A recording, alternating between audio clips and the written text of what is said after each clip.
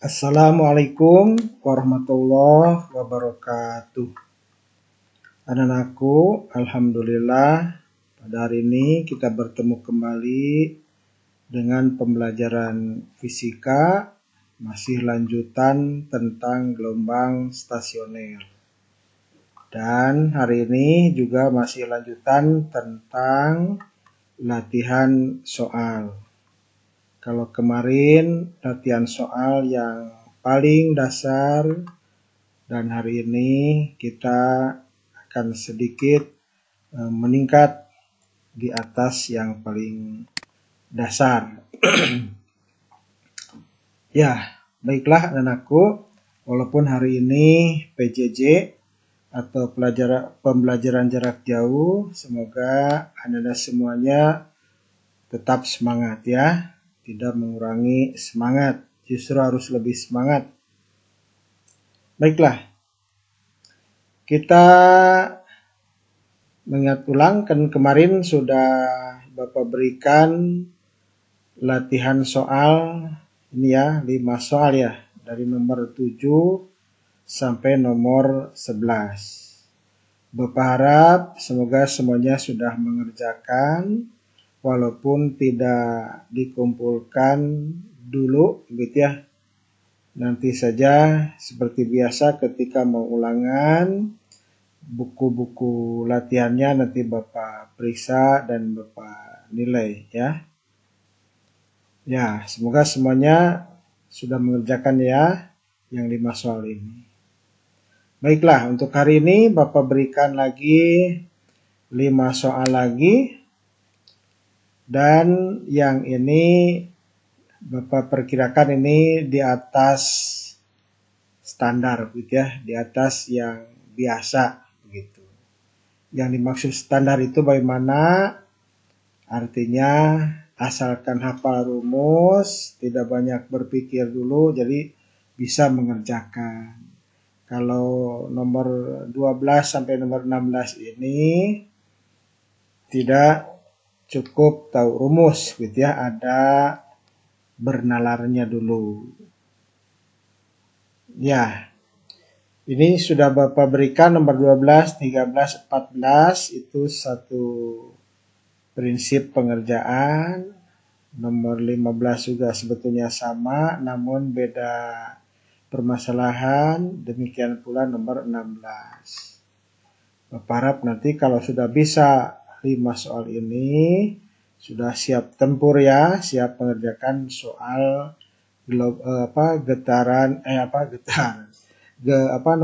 gerak melingkar beraturan yang manapun.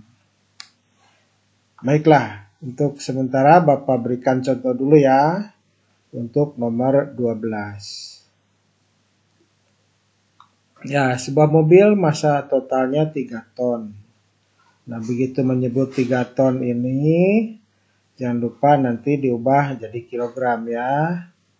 Melintasi sebuah bukit, puncak bukit yang boleh dianggap sebagai bagian busur lingkaran yang berjari-jari 50 meter. Ini sudah SI. Hitunglah gaya tekan mobil. Nah, begitu menyebut gaya tekan mobil, berarti kita harus ingat, oh ini tiap pelajaran semester ganjil ya, tentang dinamika atau tentang ilmu gaya ya. Gitu. Berapakah gaya tekan mobil terhadap jalan jika kecepatan di situ 36 km per jam. Nah, ini juga belum SI, namun kita sudah dilatih pada semester ganjil ya. Jadi langsung saja nantinya jadi V atau kelajuan itu 36 km per jamnya diganti jadi 10 meter per sekon. Baiklah. Langkah awal untuk mengerjakan soal yang seperti ini, ada kotretan ya, ada konsep atau ada kopeh gitu ya, kopehan. Ya, kita gambarkan ini puncak atau bukit, sebuah bukit yang dilintasi atau yang dilalui mobil. Katanya berupa lingkaran, ya dianggap gitu ya, jadi pendekatan. Di puncaknya kita gambarkan mobil, tapi nanti kalau kalian mengerjakan soalnya tidak usah bagus-bagus ya, cukup dengan kotak atau titik juga tidak apa-apa. Yang penting menggambarkan gaya-gayanya betul. Nah, setelah itu kita gambarkan dulu gaya-gaya yang bekerjanya. Ingat di semester ganjil sampai semester sekarang itu minimal sudah tahu 4 macam gaya. Masih ingat? Ya kan? Ada gaya berat, sudah tahu sejak SMP. Ada gaya gesek, gaya tegang tali, dan gaya tekan normal. Nah, yang paling mudah untuk menggugurkan atau untuk menghilangkannya, lihat. Ada talinya tidak di sini? Tidak ada kan ya? Berarti gugur tuh satu jenis gaya, yaitu gaya tegang tali. Yang kedua, di sini kan tidak disebut-sebut bergesekan dengan tidak menyebutkan koefisien gesek gitu atau sejenisnya di soalnya. Berarti gaya gesek juga tidak ada. Nah, berarti hanya 2 lagi. Yang pertama gaya berat. Gaya berat. Kan setiap benda yang ada di atas bumi itu pasti mendapat tarikan bumi. Akibatnya punya berat. Nah, kita gambarkan dari benda ini ke pusat bumi. Nah, mengarah ke pusat bumi. Inilah berat, yaitu massa kali percepatan gravitasinya. Ingat pelajaran dinamika gerak lurus. Bila benda satu menekan benda kedua juga melawan. Ya, ada reaksi. Ada gaya berat, maka ada gaya tekan normal. Ini itu dari bukit ke mobil. Udah hanya 2. Nah, pertanyaannya kan tentang tekanan mobil atau gaya tekan, itu gaya normal. Nah, untuk menjawabnya, karena ini persoalannya gerak melingkar beraturan, kita harus ingat bahwa penyebab gerak melingkar beraturan itu apa? Ya, gaya sentripeta. Gaya sentripeta. Artinya, karena di sini bukan hanya satu, gayanya berarti resultannya. Jadi resultan gaya itu harus sama dengan gaya sentripeta. Cara meresultankan gaya, ingat kita sudah belajar vektor di kelas 10. Cara meresultankan vektor beda dengan cara meresultankan secara aljabar. 3 tambah 4, 7. Tapi kalau vektor, nah lihat dulu. Di sini karena ada hal atau ada faktor arah. Kan begitu ya. Nah, begitu. Terus bagaimana cara meresultankannya? Nah, ada perjanjiannya. Gaya-gaya yang mengarah ke pusat, ke sini, itu diberi tanda positif. Maka yang berlawanan diberi tanda negatif. Berarti yang positif yang mana? Yang ini, yang gaya. Yang gaya berat. Gaya normal, negatif. Sehingga kalimat matematiknya bagaimana di sini? Ya, berat dikurangi normal, atau di sini mg ya, dikurangi n, itu gaya sentripetal, yaitu m pi kuadrat per r. Nah, ini fisikanya, gitu ya, bernalarnya atau menganalisisnya. Gitu. Setelah itu mah bagian matematik ya. Boleh n ke kanan kan jadi positif, berarti yang ini ke kiri kan jadi negatif. Putar lagi n jadi di kiri, yang tadi jadi di kanan, sehingga jadilah n sama dengan mg min mp kuadrat per r. Langsung masukkan nilainya. M kali G berarti 3000 kali 10. Begitu dan seterusnya. Kita hitung. 3000 kali 10, 30.000. Dan yang sebelah kanan 6.000. Sehingga hasilnya Ya, 24.000. Inilah gaya tekan normal atau jawaban dari pertanyaan berapakah gaya tekan mobil terhadap jalan. Nah, itu soal nomor 12. Kita lanjutkan. Nah, berarti nomor 13-14-nya identik dengan nomor 12. Ini yang agak bedanya yaitu nomor 15. Sebuah mobil hendak membelok. Nah, ini membelok di tikungan yang berbentuk seperempat lingkaran dengan jari-jari 2 meter. Berapakah kecepatan maksimum mobil itu agar tidak slip? Tidak slip artinya tidak terguling. Jika koefisien gesekan jalan raya 0,2, massa mobil 1,5 ton. Nah, berarti di sini yang berfungsi sebagai gaya sentripetanya mana? Ini gaya gesek. Begitu membaca juga, oh iya ini yang berfungsinya. Gaya gesek itu gaya rem ya. Jadi mobil supaya tidak slip kan di rem ya. Rem itu artinya menggesekkan kan? Ya, menggesekkan kanvas dengan roda gitu ya. Tuh. Ya, kalau kita gambarkan ini tikungannya berbentuk seperempat lingkaran katanya. Mobil ada di mana? Di sini katakan. Nah, ini mobilnya. Ini pusat lingkaran jalan membelok. Jari-jarinya R. Gitu. Berarti yang berfungsi sebagai sentripetanya adalah gaya gesek. Sama seperti tadi, berarti sigma F itu harus sama dengan gaya sentripeta. Dan yang berfungsi sebagai gaya sentripetanya adalah gaya gesek. Jadi agar mobil tidak slip, berarti itu gaya gesek harus lebih besar daripada gaya sentripeta. Itu. Ya gesek masih ingat kan di kelas 10 semester ganjil itu mu kali normal kan ya. Nah, gaya sentripetanya sama seperti tadi mv kuadrat per r. Karena di sini datar berarti n-nya sama mg. Lihat ruas kiri ruas kanan ada m. Ini dibagi.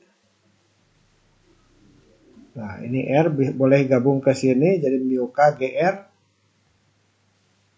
Nah, tapi langsung dengan angka mu K GR harus lebih besar daripada V kuadrat. Nah, ini mu K dari soal 0,2. G-nya 10, R-nya ini ya dari soal juga. Itu lebih besar sama dengan V kuadrat. Kalau ini dikalikan 2 kali 2 4 ya. V kuadrat 4 ya berarti V-nya akar 4 gitu. Maka inilah kecepatan maksimumnya agar mobil tidak slip atau tidak tergelincir atau tidak terguling. Begitu, maksimal 2 meter per sekon.